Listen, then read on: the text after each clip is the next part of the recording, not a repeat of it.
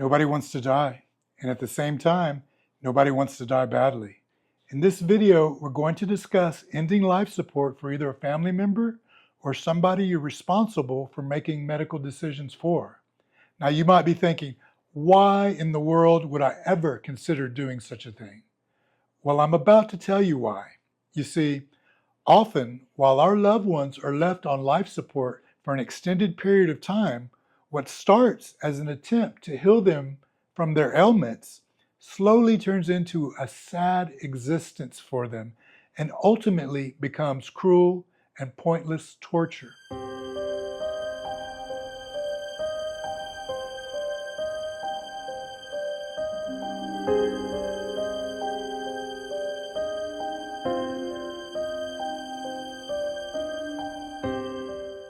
I'm talking about their bodies slowly deteriorating day by day, wounds developing, extremities becoming necrotic due to lack of blood circulation, skin sloughing off, and all of this despite having 24-hour professional nursing care. If you're going to understand how this happens, I'm going to need to briefly explain chronic disease and the damage it can do to our bodies. Then I'm going to discuss the 3 things that you need to know as you make a decision to withdraw life support. Look, I'm not going to pretend like I've been in the position that you may find yourself in now.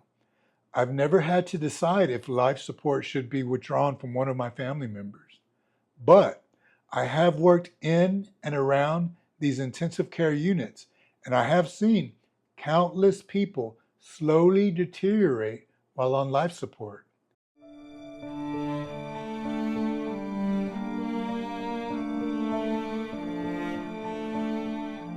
I can't even imagine anything more difficult. I understand we're talking about making the decision that is going to end the life of someone you love. Yes, it's going to be hard, and you know what? It should be. It means you care enough to give it the type of consideration it deserves.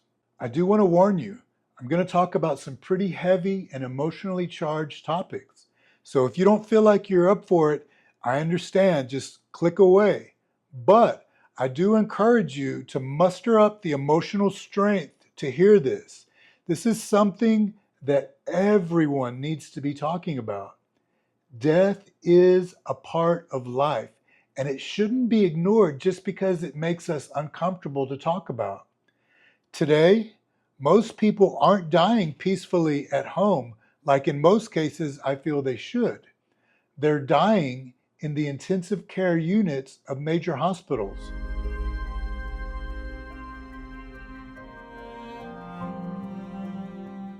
While this may not seem inappropriate to you, we're going to discuss why it isn't always the best way our loved ones should be passing. Now, I'm going to tell you a little story, but I promise it is relevant. When I was just a kid, maybe 8 years old, videotapes had just become a thing. And one of the first movies I ever saw on VHS was Superman.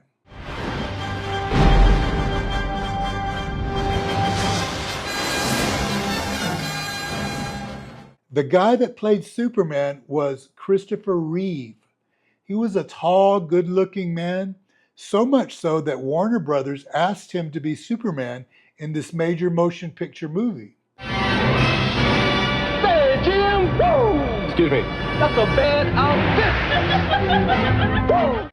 My point is that any of us, even a young and handsome Superman, could become dependent on life support. On May 27, 1995, Christopher was riding a horse, and he had an accident where he came off this horse and suffered a severe spinal cord injury. This left Christopher ventilator dependent for the rest of his life. That means that his body no longer had the ability to drive his respirations. He actually needed a machine to do the breathing for him. Now, because of the advancements in medicine, Christopher was able to be kept alive for almost another 10 years. Now, Chris was a successful Hollywood actor. He was what many would consider wealthy.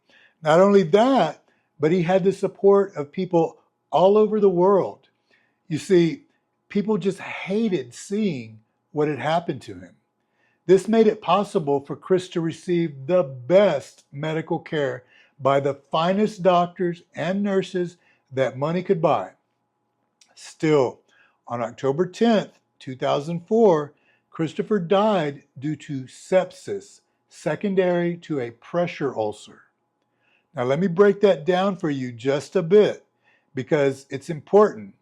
It's important because that's exactly what happens to so many people that are kept alive on a ventilator because their families refuse to accept the medical reality of their situation. All right, now, we need to understand this. Christopher Reeve's body was initially compromised due to a spinal cord injury. The other and more common way people find themselves in the intensive care unit on life support is due to complications that arise from chronic illness. Yes, chronic illness, this is huge because this is what is killing people across the planet and especially in the United States. Here are a few of the chronic illnesses I'm talking about: diabetes, kidney failure, high blood pressure, heart disease, liver disease, vascular disease, respiratory disease, and obesity. Not to mention the big C, or cancer. So, in Superman's case, or Christopher Reeve, he had the very best medical and nursing care that money could buy, and still he died of an infection from a pressure ulcer. You see, people on life support, people confined to a bed for extended periods of time, people who have compromised bodies due to years of organ damage from chronic diseases, like the ones that I just named, their bodies start to deteriorate. They lose the ability to heal properly, and this deterioration begins a downward spiral that makes recovery harder and harder until a point is reached when recovery is no longer realistic. Now, you need to know what sepsis is. And I know we're talking a lot about medical terminology, but it's important that you understand the reasons why keeping a loved one on life support is not always in their best interest. When the human body is subjected to severe infection, the body's immune system reacts in such a way that a condition known as sepsis is created. During this immune response, a patient's blood pressure can plummet, and when this happens, organs are damaged, and in some cases, damaged beyond repair. It's at this point that life support often becomes necessary. If the heart is impacted, powerful stimulating drugs will be administered intravenously. If the kidneys are damaged, hemodialysis will be performed to filter the blood, remove waste products and excess fluid. And if the respiratory drive is affected, the patient will be intubated and placed on a ventilator until such time that they can resume breathing on their own. Unfortunately, all too often, that patients that have suffered years and years of damage to their body from chronic illnesses are never able to regain the capability to breathe on their own. When a patient is lying lifeless in an intensive care hospital bed with countless tubes and wires attached to their body and a ventilator machine breathing for them, it's their medical decision maker that will often determine the type of death they will have.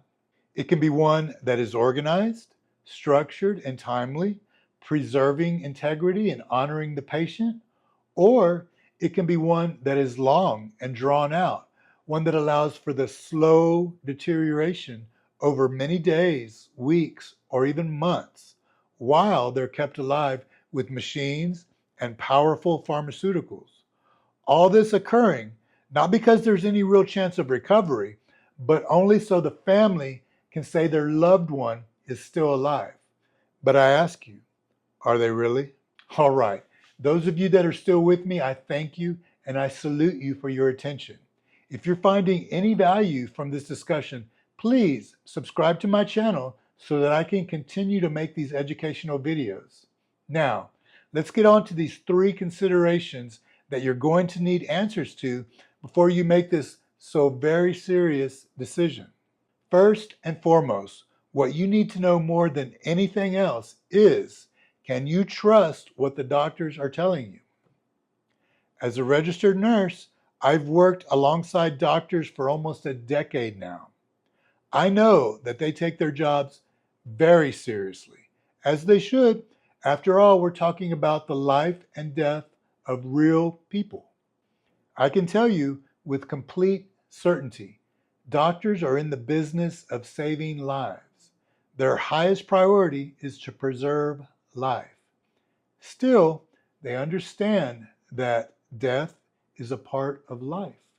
They know that the cycle of life and death is a natural process, and that just as we all live and breathe, so will we all one day die.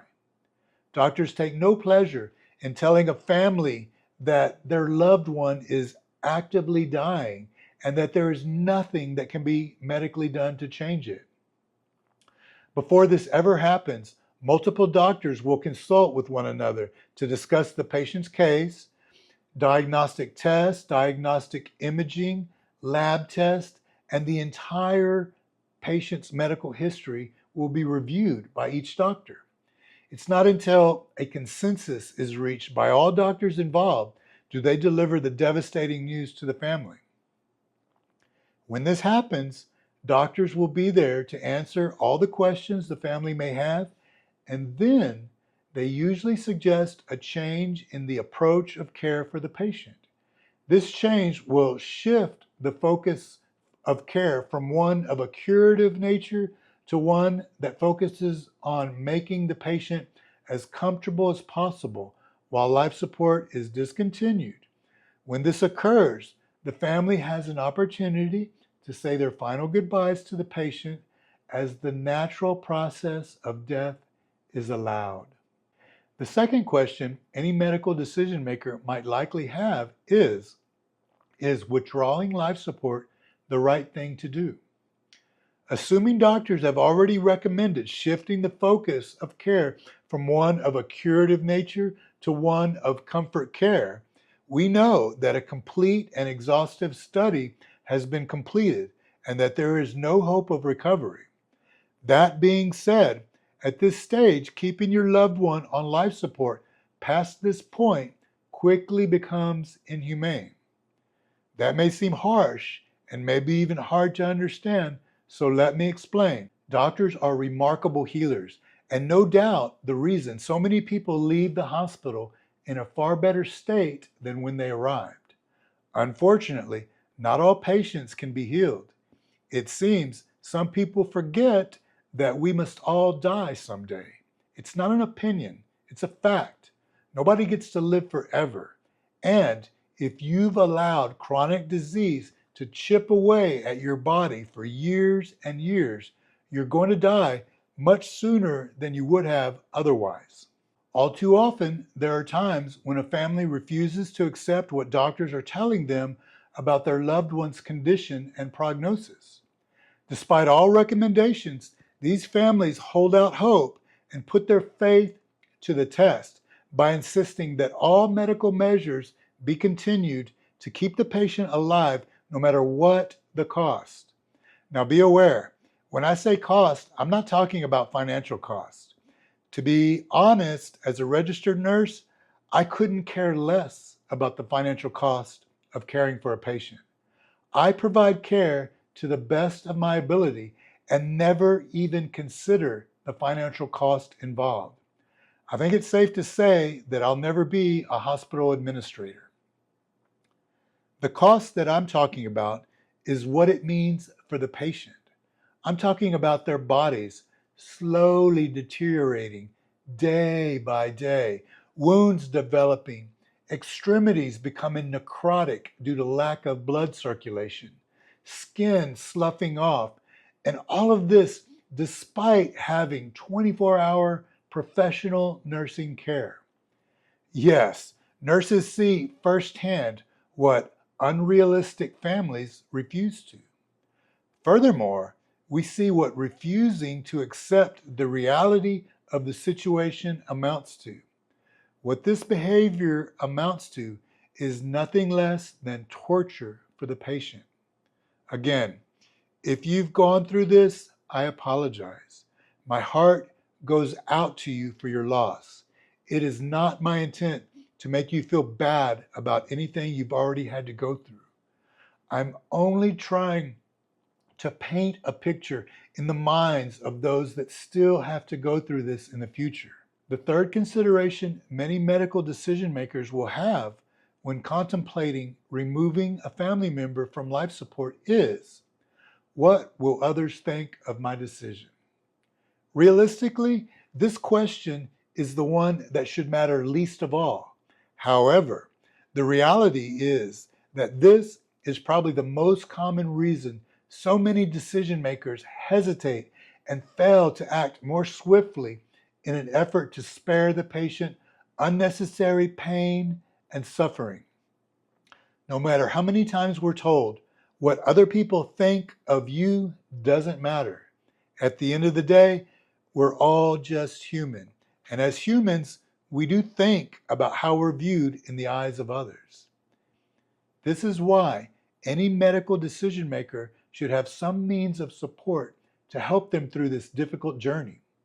Hopefully, they have either a spouse or another close family member that they can talk to about this difficult situation. Clergy is also another good resource during this very stressful process.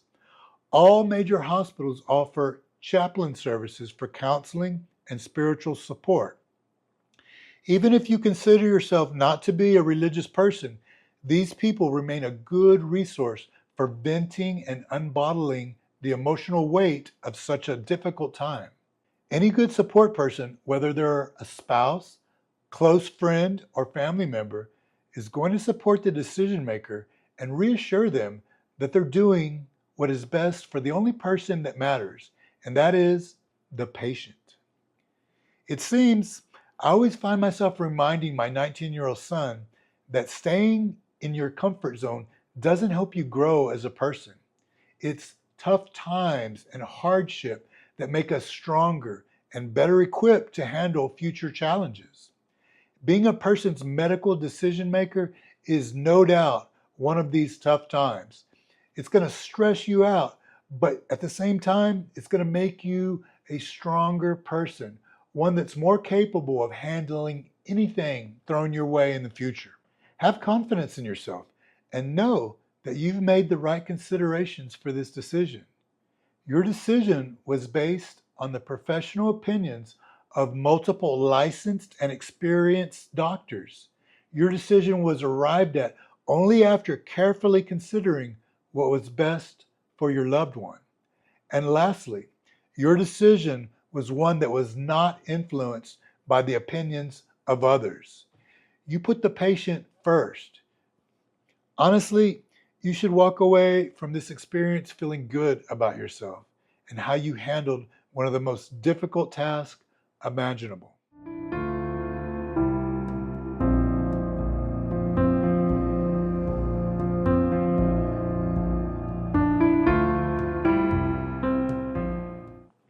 I want to leave you with a quote I found while doing the research for this video. You treat a disease, you win or you lose. But you treat a person, and I guarantee you win no matter what the outcome. Patch Adams, played by the late and great Robin Williams.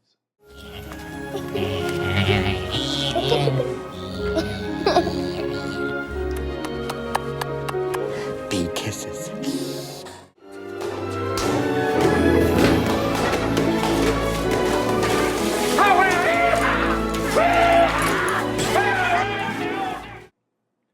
Hey, none of us are perfect.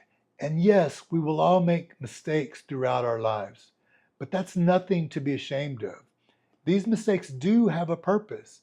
And to learn what this purpose is and how to use your mistakes to serve you instead of just dragging you down, watch this video here. I hope this video has helped you in some way. I do welcome your comments, whether you agree with me or not. My intent was to educate, but I'm finding that putting myself out there is also quite educational for me as well. I want to thank all of my subscribers and ask those that have not yet subscribed, please do so. It's going to help me grow this channel and make it possible for me to help more people in the future. Thank you, and I'll see you in the next one. Bye.